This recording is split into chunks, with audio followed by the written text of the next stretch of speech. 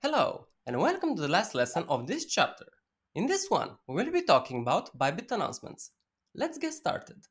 From the Bybit main menu, click on the Learn tab, and after on Announcements. Cryptocurrency exchanges like Bybit often make announcements to inform their users about important updates, changes to their platform, new features, policy changes, security enhancements, and other relevant information. Announcements can cover a wide range of topics, including new listings, announcements related to the addition of new cryptocurrencies or trading pairs on the Bybit exchange. This information is important for traders who want to explore and trade new assets.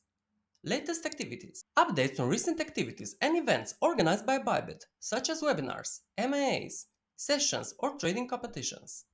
Latest Bybit news, general news and updates about Bybit as a company, including partnerships, acquisitions, and other corporate developments.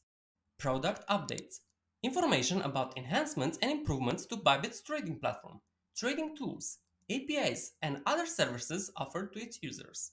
New fiat listings, announcements about the introduction of new fiat currency options for depositing and withdrawing funds on the Bybit platform.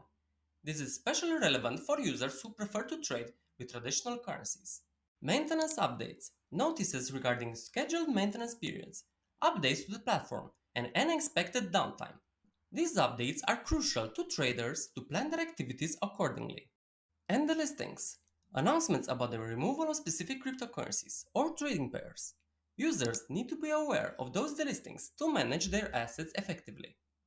We are one chapter away from finishing the Bybit 101 course. In the last chapter, we will be doing a recap of what we have learned in this course, as well as a bonus lecture for Bybit 101 graduates.